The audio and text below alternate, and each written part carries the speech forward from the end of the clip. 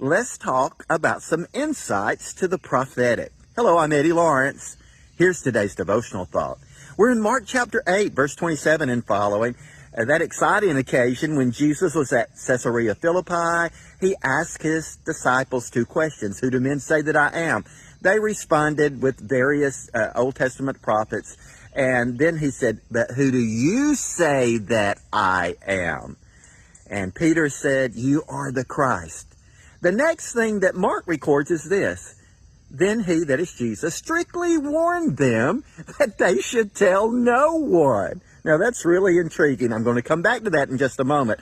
But I do want to point out something else about this. In Matthew's parallel account, we have Jesus praising Peter. Blessed are you, Simon, son of Bar-Jonah. You know, you're Peter. Upon this rock I'll build the church, and the gates of hell will not prevail against it. I'm going to give you the keys to the kingdom. None of that's included, Mark. Remember, I shared with you earlier that Peter was more than likely the apostolic source for what Mark was recording. And it's interesting when you read on, you find out that Peter does include Jesus rebuking him, get behind me, Satan.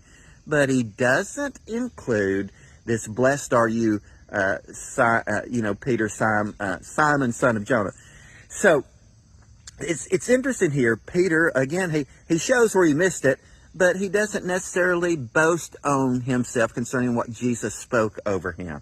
I think that's interesting. We see Peter walking in humility in these days of his life. You know, used to, he was jumping ahead of Jesus on everything and opening his mouth so he could change feet. But now we see this seasoned, more mature Peter, and he's purposely not calling attention to himself. He keeps pointing to Jesus. But here's what I want to go back to. He strictly warned them that they should tell no one. What do you mean? This is the revelation, that God gave to Peter. Why wouldn't you want it to tell? Why wouldn't he want them to go out and tell everybody? Well, he would get to that eventually, to go into the whole world and let the folks know. But it was about the timing, the unfolding prophetic calendar that Father had planned and designed for the life of his son Jesus. When Jesus came, he was born in the fullness of time. He was born exactly when he was supposed to be born. And I will say to you today that I believe he died on the exact day that he was supposed to die, on that Passover. So there was a prophetic calendar, and Father knew, and Jesus knew it was important that this revelation did not need to be released prematurely, lest the enemy use it, or lest it create excessive difficulties concerning the fulfillment of this prophetic word. And sometimes the Lord may give you an awareness or a word. There may be a prophetic element which you're receiving about something. It's always important to ask, Lord, am I to release this now? Is this something I just need to receive for myself and let it do its work in me? Is this something I need to use as a springboard into intercession? Or is this something I need to pass on?